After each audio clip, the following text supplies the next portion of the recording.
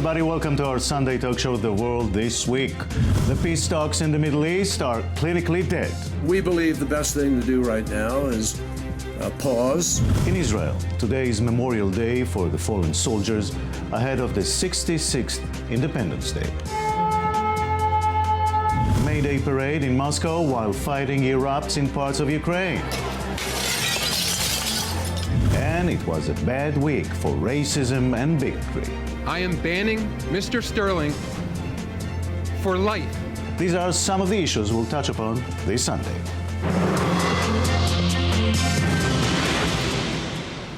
Well, we said it many times before here. It was a tired and disappointed Secretary of State who described the death of the peace talks with these words. Both parties still indicate that they feel it's important to negotiate and want to find a way to negotiate. So we believe the best thing to do right now is pause, take a hard look at these things, and find out what is possible and what is not possible in the days ahead. With us today from our Ramallah studio in the West Bank is Ashraf Al Agamy, former Palestinian minister. Hello, sir. Good morning. Good morning. Mr. Al Agamy, let me please ask you to look to the future rather than start asking who was to blame for the talks' collapse and so forth. Where are we going from here? I don't think that it will be a catastrophe. I think that the negotiation between the two sides will resume somehow in the future, the near future, because it is an interest for the United States of America and an interest for Israel and an interest for the Palestinian Authority or the Palestinian leadership. So I don't think that this collapse of the negotiation can be continued for a long time. But it seems that Prime Minister Netanyahu on the Israeli side toughens his positions. It seems like the Palestinians and President Abbas will go to the UN. Will they go to the UN? I think that they will go to the reconciliation with the Hamas movement and establishing a new government and go to a new election in the Palestinian territories. But I don't think that President Mahmoud Abbas will hurry to go to the United Nations in this time. So he can wait until he rearrange the situation in the Palestinian territories and the Palestinian leadership after the reconciliation with Hamas movement. Yeah, you're mentioning Hamas. With Hamas getting more recognition now in the West Bank, many say just waiting to erupt there. Are we on the verge of violent clashes between Palestinians and Israelis in the West Bank? I don't think so. If the Israeli soldiers or the IDF doesn't start a new campaign against the Palestinian refugee camps and the Palestinian cities, it won't be clashes between the two sides, because the Palestinian Authority insists to keep the situation and to keep the security coordination between the two sides. The President Mahmoud Abbas is against any kind of violence in the Palestinian territories, and the Hamas movement nowadays wants to have international recognition, so it doesn't want to go to violence and to be recognized as just groups of terrorists or something like that.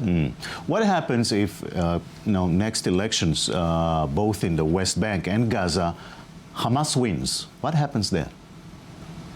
I don't think that Hamas will win, because all the polls in the Palestinian territories showed that Hamas in a very weak situation. It can't get more than 20% of the Palestinian votes. But if Hamas will win. I think it will manage with the Israelis and with the international community as a political party or a political faction with a very high responsibility, not just what happened in Gaza Strip, because Hamas will be responsible against Israel, against all the international community and the United Nations. So I don't think that Hamas will be a very extremist or to behave like a terrorist group or faction. Well, Mr. Agamy, I think it's interesting that we found you very optimistic this morning. I thank you very much. Thank you. Thank you. Thank you.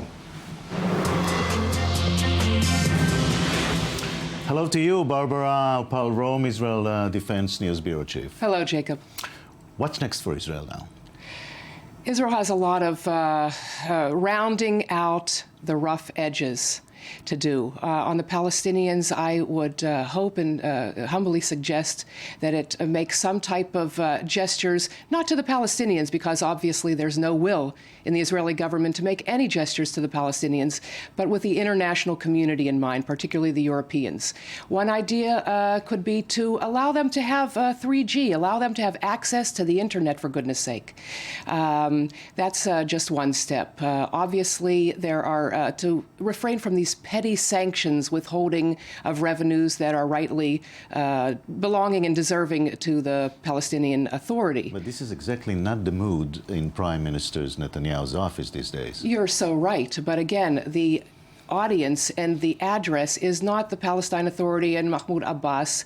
The address is the international community, and particularly the Europeans, with the boycott, sanction, and divestment movement looming. Speaking of which, apartheid, as was coined by the American Secretary of State, how damage could that cause to Israel and the international community? It's going to cause tremendous damage. Now, let's keep in mind, Kerry did not say that Israel is an apartheid state, just that Israel risks becoming. This is semantics when you talk with world media and propaganda, right? But it's a very fine distinction, because this threat of becoming an apartheid state is only if the two-state horizon no longer exists, and if there is some type of movement that you cannot hold back, that you cannot reverse, and Israel is on the way to becoming a one-state. Then, of course, the apartheid label could be as proper and as fitting as possible, despite the obvious differences between Israel and South Africa. Today is the Memorial Day of the Fallen Soldiers here in Israel, followed by the Independence Day, 66th. Very special days here, yes. and days where Israelis are more concentrated on themselves, not yes. so much on foreign policy, right?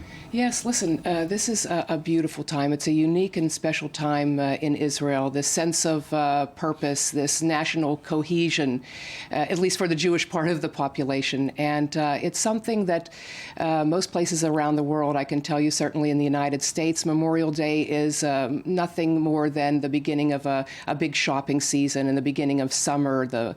This is a very special time. Israel is rightfully focused on itself, but let's not forget, Israel is now existing in a bubble. There's the economy is thriving. The terrorist threat is more or less subdued. People can gather for Independence Day and have their barbecues with very little threat of, God forbid, a mass suicide bombing attack. But as in all bubbles, it's going to burst, and we need to be very prepared for what happens the day after. And that's why I suggest these steps to make some kind of amends, that Israel is open with the international community, because the train is approaching, and it's not going to be a pretty picture. Barbara, thank you very much. Thank you, Jacob.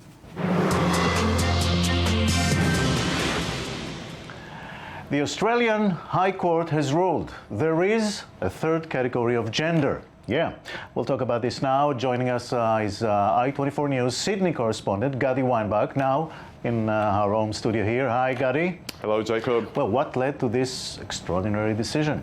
Well, this decision came after a 4-year legal battle.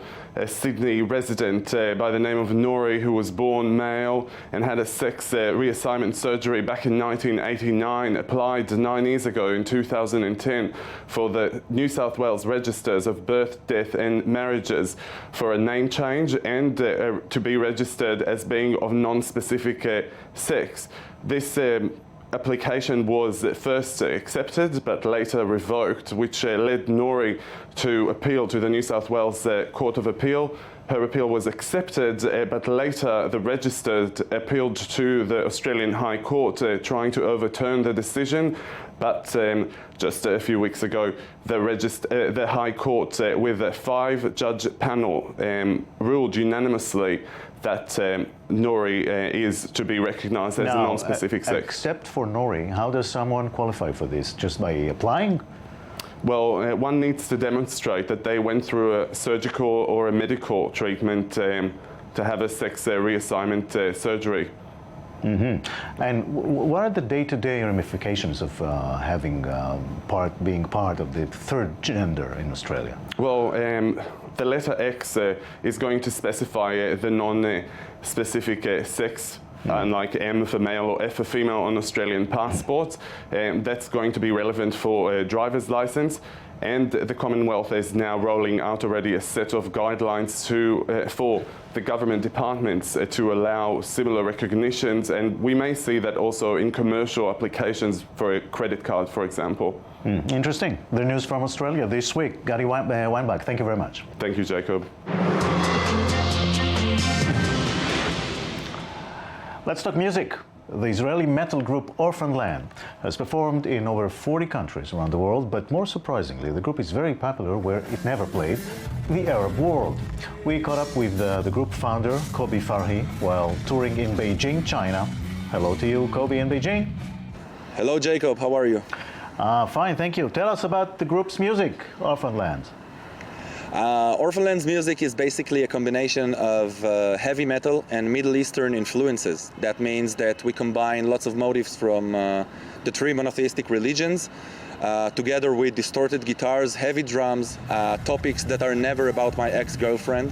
It's always about the situation, life in the Middle East. We started a new genre, maybe it was 23 years ago, and today it's very popular all over Europe, all over the world, but we were the pioneers of that style, actually.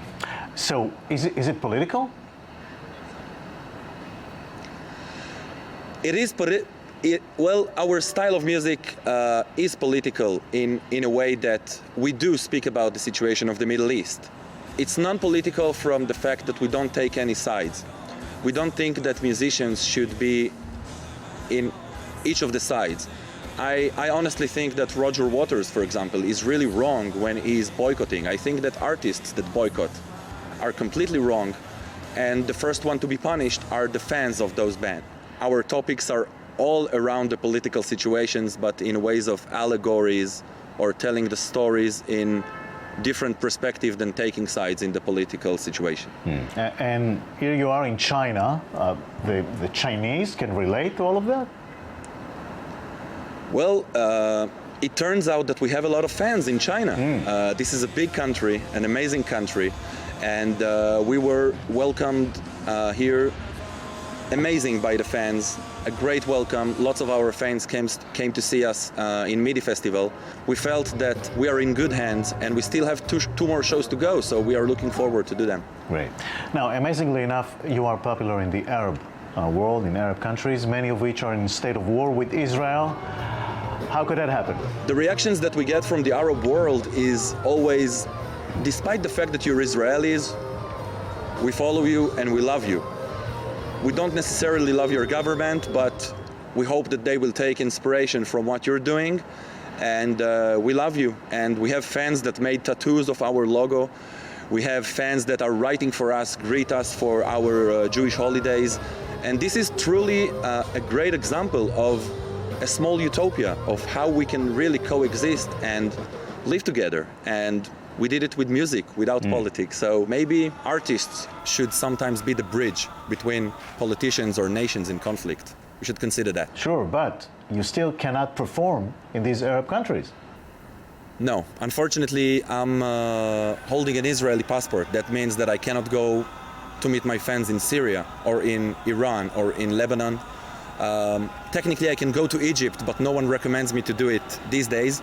So, yeah, ironically, we play all over the world. We played in 42 countries already. None of them is the neighbor, one of the neighbors of Israel. So, it's not Egypt, it's not Syria, it's not Iran, and that's the irony of it, I guess. Indeed, irony. Well, thank you very much, Kobi Farhi in Beijing, China. Thanks. Good luck. And this has been The World This Week. We'll see you here next Sunday. Have a good week.